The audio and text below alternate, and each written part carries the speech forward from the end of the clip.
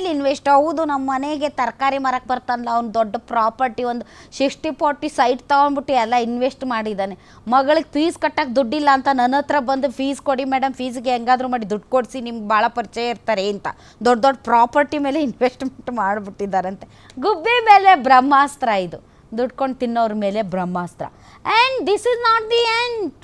ಇದು ಅಂತ್ಯ ಅಲ್ಲ, ಇದು ಆರಂಭ. ನಾವು 10 ದಿನ ಕಣ್ಣು ಇಡ್ತೀವಿ.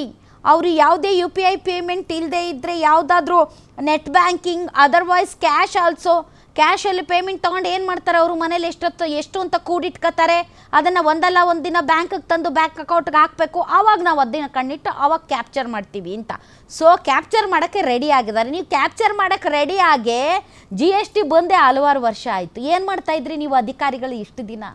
ಯಾವ ರೀತಿಯಾದಂಥ ಮಾಹಿತಿ ಕೊಟ್ರಿ? ಇದ್ದಕ್ಕಿದ್ದಂತೆ ನಿಮಗೇನು ಸೂರ್ಯ ಏನು ಯಾವ ಕಡೆಯಿಂದನಾದರೂ ಹುಟ್ಟಕ್ಕೆ ರೆಡಿ ಆಗಿಬಿಟ್ರಾ? ಸೊ ಜನ ಮಾತಾಡ್ತಾ ಇರೋದು ಇದು ಒಂದು ರೀತಿ ಟ್ಯಾಕ್ಸ್ ಭಯೋತ್ಪಾದನೆ ಅಂತ. ನೀವು ತಿಂಗಳಿಗೆ ಇಷ್ಟು ಕಟ್ಟ್ರಿ ಅಂದರೆ ಕಟ್ಬಿಡ್ತಾರೆ ನಮ್ಮ ವ್ಯಾಪಾರಸ್ಥರು. ನೀವು 4 ವರ್ಷದ ಒಂದೇ ಸರಿ ಕಟ್ಟ್ರಿ ಅಂತಂದರೆ ಅವ್ರೇನು ಇರಬೇಕಾ, ಇಲ್ಲ ಮನೆ ಮಠ ಎಲ್ಲ ಮಾರ್ಕೊಂಡು ಬೇರೆ ದೇಶಕ್ಕೆ ಹೋಗ್ಬೇಕಾ? ಬೇರೆ ದೇಶಕ್ಕೆ ಹೋಗೋಕ್ಕೂ ಅವ್ರ ಹತ್ರ ದುಡ್ಡಿಲ್ಲ. ಹೀಗಾಗಿ ಪ್ರತಿಭಟನೆ ಮಾಡೋದಕ್ಕೆ ರೆಡಿ ಆಗಿದ್ದಾರೆ.